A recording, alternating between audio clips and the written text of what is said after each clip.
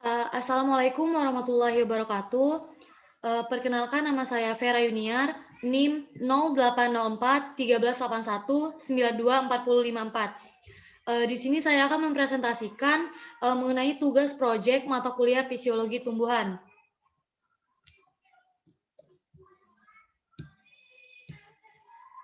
Adapun topik yang saya bahas yaitu mengenai peranan enzim amilase di bidang pangan. Topik yang akan dibahas diantaranya yang pertama itu apa itu enzim, mekanisme kerja enzim, faktor kecepatan reaksi enzim, definisi enzim amilase, jenis-jenis enzim amilase, dan enzim amilase pada pengelolaan pangan. Yang pertama itu ada definisi enzim. Nah, enzim ini merupakan bagian dari protein yang mengkatalisir reaksi-reaksi kimia. Nah, enzim juga dapat diartikan sebagai protein katalisator yang memiliki spesifitas terhadap reaksi yang dikatalisis dan molekul yang menjadi substratnya. Nah, ada mekanisme kerja enzim. Mekanisme kerja enzim ini yang pertama itu enzim terikat pada substrat. Setelah enzim terikat, terjadi kompleks enzim substrat terbentuk. Nah, setelah terbentuknya substrat, substrat akan tereksitasi ke tingkat energi yang lebih rendah dengan membentuk suatu produk. Nah, setelah itu enzim dilepaskan dalam bentuk yang utuh. Setelah enzim dilepaskan, kerja enzim akan berlangsung dengan baik pada kondisi lingkungan yang mendukung. Selanjutnya itu ada faktor kecepatan reaksi enzim. Nah, faktor kecepatan reaksi enzim ini ada 4. Yang pertama itu ada perubahan suhu dan pH yang mempunyai pengaruh besar terhadap reaksi kerja enzim. Yang kedua itu ada kecepatan reaksi enzim juga dapat dipengaruhi oleh konsentrasi enzim dan konsentrasi substrat. Selanjutnya itu ada pengaruh aktivator, inhibitor, koenzim, dan konsentrasi elektrolit dalam beberapa keadaan juga merupakan faktor yang penting. Yang terakhir itu ada hasil reaksi enzim juga dapat menghambat kecepatan reaksi. Selanjutnya itu ada definisi enzim amilase. Nah, definisi enzim amilase merupakan enzim hidrolase glikosida yang mengkatalisis pemecahan pati menjadi gula. Nah, amilase merupakan salah satu enzim yang paling penting dalam bioteknologi saat ini. Nah, amilase merupakan enzim yang memecah pati yang diproduksi oleh berbagai jenis makhluk hidup seperti bakteri, jamur, tumbuhan, dan manusia. Nah, ada jenis-jenis enzim amilase.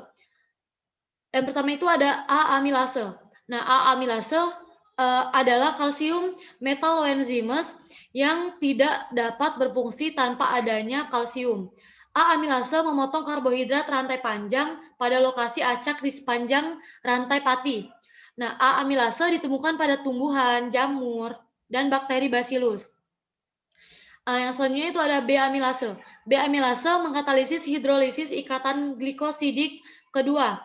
Bekerja membentuk ujung non-reduksing memecah maltosa menjadi 2 unit glukosa pada suatu waktu. Nah, yang ketiga itu ada glukoamilase. Nah, glukoamilase ini memecah ikatan glikosidik A1,6. Glukoamilase yang paling efisien dalam lingkungan asam dan memiliki pH optimum 3. Selanjutnya itu ada 2 cara penggunaan enzim dalam pengolahan pangan. Nah, yang pertama itu ada memanfaatkan enzim amilase yang ada dalam produk pangan atau enzim endogenus.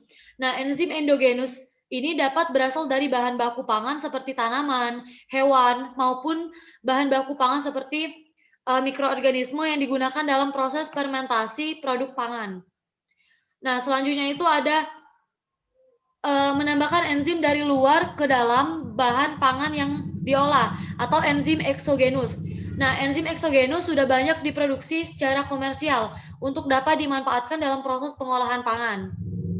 Nah, selanjutnya itu ada beberapa penelitian yang dilakukan mengenai pemanfaatan enzim amilase. Nah, penelitiannya ini oleh Darmanaja 2008, yaitu dengan menggunakan enzim alpha amilase komersial dalam pembuatan tepung pisang instan. Nah, selain berasal dari kecambah dan biji-bijian, enzim amilase yang berasal dari tanaman juga telah digunakan dalam proses hidrolisis pati.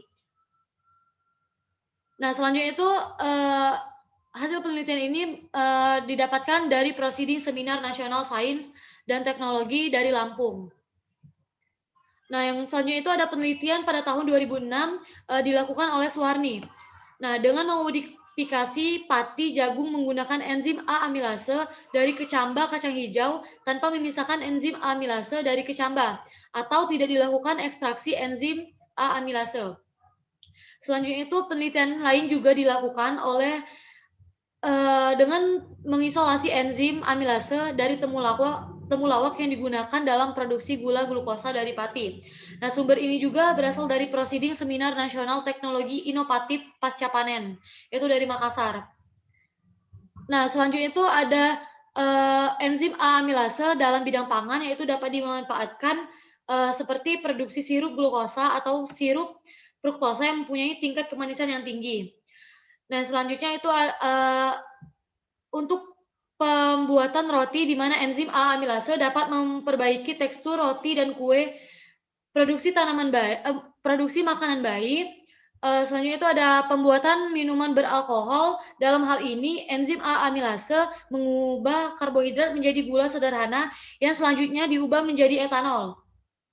Selanjutnya itu ada pembuatan susu atau enzim A amilase digunakan sebagai indeks dari efisiensi proses pasteurisasi. Selanjutnya itu ada pembuatan sagu. Enzim atau enzim A amilase digunakan sebagai katalis dalam proses hidrolisis pati sagu menjadi maltokesrin.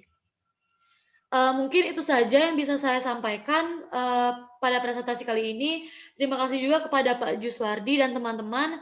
Mohon maaf apabila terdapat banyak kesalahan. Saya akhiri, wassalamualaikum warahmatullahi wabarakatuh.